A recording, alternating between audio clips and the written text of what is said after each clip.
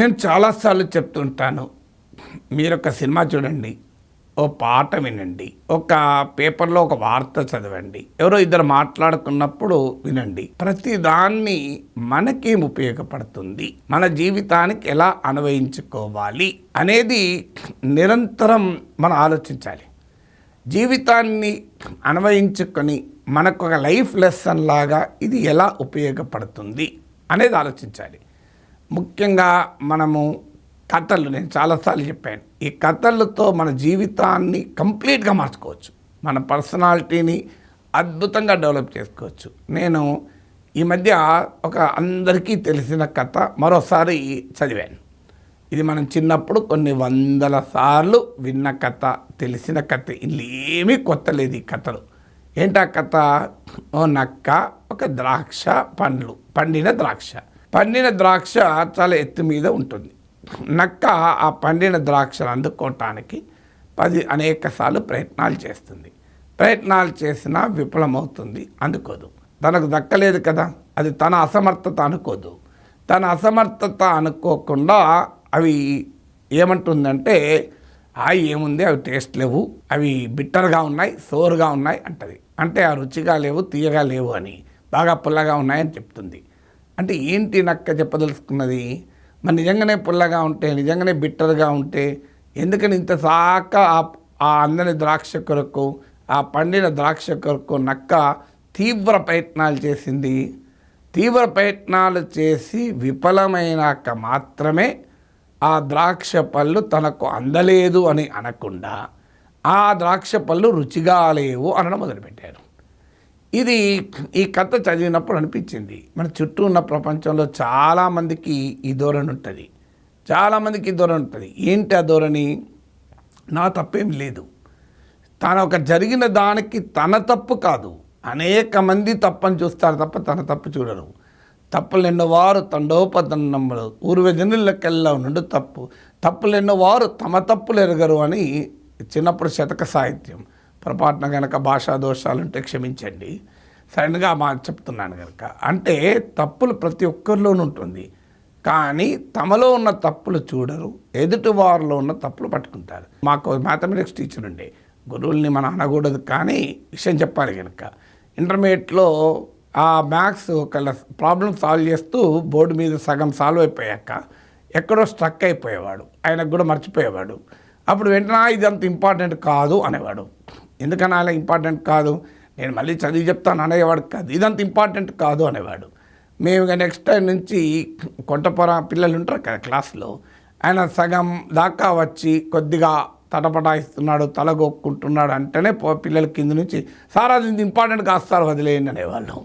So అలా ఎప్పుడు కూడా మనం ఏం చేస్తుంటామంటే we try to defend our selfs. కానీ జీవితంలో ఎప్పుడైనా గుర్తుపెట్టుకోండి, తనను తాను డిఫెండ్ చేసుకున్న వ్యక్తి ఎప్పుడూ జీవితంలో విజయం సాధించడు. తనను తాను ప్రశ్నించుకున్న వ్యక్తి మాత్రమే జీవితంలో విజయం సాధిస్తూ ఉంటాడు. తనను తాను డిఫెండ్ చేస్తున్నాను అనుకోండి, ఇప్పుడు ఉదాహరణకు నేను ఏదైనా తప్పు మాట్లాడాను, అడపదడప నాకు కూడా మెసేజ్లు వస్తాయి, సార్ మీరు ఇంకో పలానా పాయింట్ దగ్గర పొరపాటున మాట్లాడారని. నేనేం చేస్తాను, నా తప్పులు ఉంటాయండి, తప్పులు లేని ఎవరికి, భగవంతుడు కూడా తప్పులు చేస్తాడు, తప్పులు చేయనివాడు ఎవడన్నా ఉంటాడా అని అనను.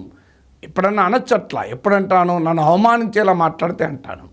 అంటే మీకు ఇది కూడా తెలియదా, ఈ తప్పు చేసినావు అంటే మాత్రం అలాగే రియాక్ట్ అవుతాను. కానీ సజెస్టివ్గా చెప్పారనుకోండి, నేను వెంటనే ఆ వీడియో మరొకసారి మొత్తం విని, చాలా సందర్భాల్లో కాకపోయినా కొన్ని సందర్భాల్లోనైనా ఆ వీడియోను మళ్ళీ ట్రిమ్ చేసిన ఉదాహరణలు కూడా ఉన్నాయి. అంటే ఎక్కడన్నా తప్పు మాట్లాడితే అది ఎక్కడ తప్పు మాట్లాడాను, మీకు తాజాగా ఒక ఉదాహరణ చెప్తాను.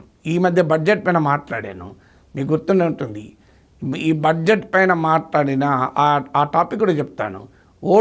మోడీకి ఓటు దెబ్బతో మధ్యతరగతికి పన్ను రాయితీ అని ఒక వీడియో ఉంది.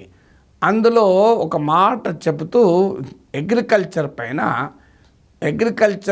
16% జాతీయ ఆదాయంలో భాగమైంది, ఎంప్లాయ్మెంట్లో 42 నుంచి 46%కు పెరిగింది అని చెప్పాను. 46% పెరిగింది కరెక్ట్, కానీ 41-42 నిజం కాదు. లాస్ట్ టైం అంతకుముందు ఏడాది 44% చేంజ్ ఉండే, నేను ఇంటికి వచ్చినాక మళ్ళీ ఆ స్టాటిస్టిక్స్ మొత్తం వెరిఫై చేశాను. వెరిఫై చేసి 46% కరెక్టే, కానీ ఈ 41-42% అని నేను చెప్పింది ఏది ఉన్నదో తప్పని కూర్చొని దాన్ని ఎడిట్ చేసి పోస్ట్ చేసుకున్నాను. అంటే ఎందుకు ఈ పని చెప్పాను, మీరు చూడండి, పోస్ట్ చేసే దాంట్లో ఇది కనబడదు. 41-42% అనేది ఎక్కడా ఉండదు, 46% ఉంటుంది. అది మీకు అర్థమైతే కూడా జాగ్రత్తగా ఇంటే అక్కడ ఎడిట్ చేసినట్టు కూడా తెలుస్తుంది, జంప్ అవుతుంది. చూడండి మీరు కావాలంటే ఆ వీడియో తీసి. అంటే ఎందుకు సమర్థించుకోవచ్చు, ఇంతకన్నా గణాంకాలు ఎవరు చెప్తారు కరెక్ట్గా, నాకన్నా గణాంకాలు చెప్తానరా, అన్ని టీవీలలో చెప్తానరా, ఇది ఎప్పుడు కూడా మనం సక్సెస్ చేయదు. We are not answerable to somebody, we are answerable to our self. మీకు ఇంకొక కథ చెప్తాను.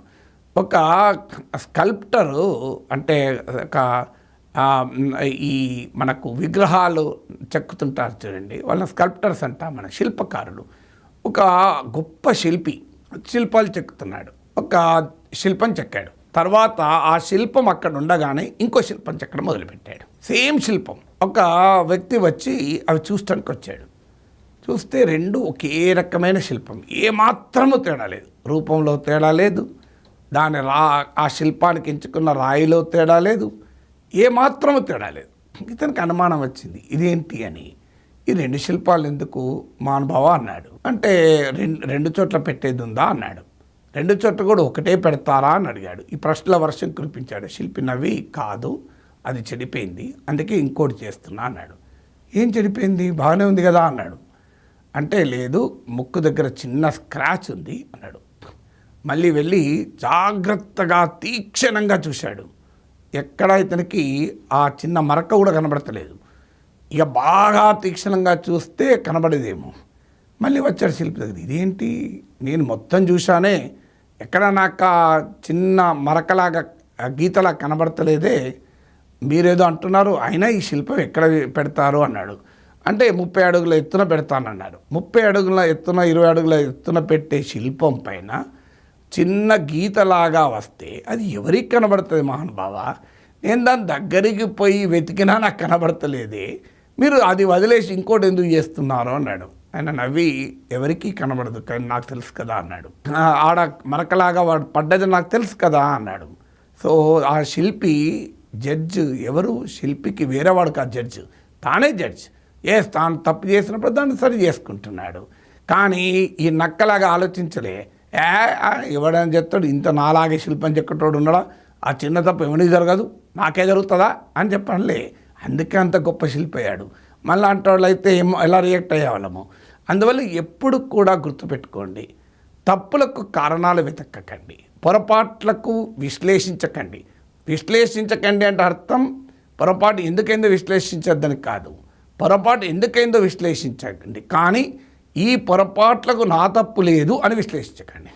తనను తాను సమర్థించుకునేవాడు జీవితంలో ఎప్పుడూ సక్సెస్ కాడు. తనను తాను ప్రశ్నించుకున్నవాడు సక్సెస్ అవుతాడు. ఇలా ప్రశ్నించుకోవటానికి తనకు తాను ప్రశ్నించడమే కాదు, ఎదుటివారు ప్రశ్నించినప్పుడు అగౌరవంగా ప్రశ్నిస్తే, అవమానకరంగా ప్రశ్నిస్తే ఉతికారేయండి, అభ్యంతరం లేదు. కానీ గౌరవంగా మీకు సజెస్టివ్గా చెప్పినప్పుడు take it, receive it, introspect it. ఒకవేళ మీరు మార్చుకుంటే మీకే లాభం, ఎదుటివాడికి ఏం లాభం లేదు. మీరు మార్చుకోకపోతే ఎదుటివాడు ఏమన్నా ఏ లాభం? అందువల్ల you have to introspect yourself. అందువల్ల ద్రాక్ష పళ్ళు అందకపోతే ఎందుకు అందలేదో అర్థం చేసుకొని ఇంకేదైనా వేరే పొడుగ్గా ఉన్న జంతువు సహకారంతో వాటిని తీసుకోవాలి, లేదా తాను ఇంకా ఎక్కువ బలాన్ని కూడగట్టుకొని పైకి ఎగిరితే ద్రాక్ష పళ్ళు పడతాయో చూడాలి తప్ప ద్రాక్షలు బాగాలేవు అని సముదాయించుకుంటే ఆత్మసంతృప్తి అనుకుంటే పొరపాటు. అందువల్ల ఈ కథ ఎందుకు చెప్తున్నానంటే, ఆల్వేస్ మరొకసారి గుర్తు తెచ్చుకోండి, జీవితంలో మీరు ఏమి చదివినా, ఏమి చూసినా, ఏమి విన్నా, ఏమి తెలుసుకున్నా మన జీవితానికి అది అప్లై చేసుకోవాలి. దీన్ని ఇంటర్నలైజింగ్ అంటారు. మన జీవితానికి అప్లై చేసుకున్నారనుకోండి, యూ విల్ డెవలప్. మన పర్సనాలిటీ డెవలప్మెంట్ అనేది కేవలం మన మోటివేషన్ అనేది రియలిస్టిక్గా ఉండాలి. ఇప్పుడు నేను చెప్పిన రెండు కథలు, నక్క ద్రాక్ష, శిల్పి ఆ శిల్పంలో చిన్న గీత, ఈ రెండు కథలు మనకి ఏం చెప్తున్నాయి? జీవితంలో మనకు మనమే judge, we are answerable to our selves. మనకు మనమే జవాబుదారులు, ఎవరికోసమే మనం పనిచేయాల్సిన అవసరం లేదు. నిరంతరం మనం ఇంప్రూవ్ చేసుకోవాలి, అప్డేట్ చేసుకోవాలి. నిరంతరం మన తప్పుల్ని సరి చేసుకోవాలి, సమీక్షించుకోవాలి, ఆత్మవిమర్శ చేసుకోవాలి. అప్పుడే మన జీవితంలో ఉన్నత స్థాయికి వస్తాం. నేను క్లాసులు చెప్పడానికి వెళ్ళినప్పుడల్లా ఇంటికి వచ్చాక ఆ మెటీరియల్ మొత్తం చదువుకుంటాను. నేను ఎప్పుడు నా క్లాసులకు ప్రిపేర్ కాలే. అది యూనివర్సిటీలో జర్నలిజం క్లాస్ చెప్పినా లేదా సివిల్ సర్వీసెస్ వాళ్ళకు గ్రూప్ 1 వాళ్ళకు క్లాసులు చెప్పిన రోజుల్లో కూడా ఏనాడు కూడా క్లాస్కు ప్రిపేర్ అయ్యే అలవాట్లేదు. క్లాస్ నుంచి వచ్చినాక ప్రిపేర్ అవుతాను. మా మేడం చూసి ఒక రోజు అడిగింది, ఇదేంటి ప్రపంచంలో ఎవడైనా క్లాసుకు పోయే ముందు ప్రిపేర్ అవుతారు, నువ్వు క్లాస్కు వచ్చాక ప్రిపేర్ అవుతావు ఏంటి అని. క్లాసుకు ముందు ప్రిపరేషన్ అనేది అవసరం లేదు, నేను అప్పటికే చదివి ఉన్నాను కనుక. కానీ క్లాస్ నుంచి వచ్చాక ఎందుకు ప్రిపేర్ అవుతానంటే నేను చెప్పిన క్లాసులో ఏమైనా తప్పు ఉందా, ఆ తప్పు మరోసారి చేయకూడదు. వీలైతే నెక్స్ట్ డే క్లాస్కి వెళ్ళి అది పెద్ద తప్పు అనుకోండి, ఇంకో నేను నిన్న చెప్పిన దాంట్లో ఈ పొరపాటు ఉంది, ఇది సరి చేసుకోండి. మీరు నా స్టూడెంట్స్ ఎవరైనా ఉంటే అడగండి. జర్నలిజం స్టూడెంట్స్ కానీ గ్రూప్ 1 సివిల్ సర్వీసెస్ రాసిన నా క్లాసులు ఉన్న స్టూడెంట్స్ చాలామంది ఉన్నారు, వందలలో ఉన్నారు, వేలలో ఉన్నారు. వాళ్ళు అడగని చెప్తారు. అనేక సందర్భాల్లో క్లాస్కు మళ్ళీ వెళ్ళి నిన్న చెప్పిన దాంట్లో ఇంకో ఈ స్టాటిస్టిక్ తప్పు ఉంది, ఈ గణాంకం తప్పు ఉంది, నేను వెరిఫై చేశాను, మళ్ళీ సరి చేసుకోండి అని చెప్తుంటాను. దీనివల్ల నా గౌరవం తగ్గదు, గౌరవం పెరుగుతుంది. తప్పు దాచిపెట్టడం వల్ల గౌరవం పెరగదు, తప్పును తెలుసుకొని సరి చేయడం వల్ల గౌరవం పెరుగుతుంది. అందువల్ల ఇప్పుడు కూడా మీరు గుర్తుపెట్టుకోండి, you have to clean your self always, you have to improve your self always. ఎవడో వచ్చి మనను ఇంప్రూవ్ చేయడు, మనమే ఇంప్రూవ్ కావాలి. మనం సూర్యునిలాగా ఉండాలి, స్వయం ప్రకాశితులుగా ఉండాలి తప్ప ఎవడో ప్రభావంతో ప్రకాశించాల్సిన అవసరం లేదు.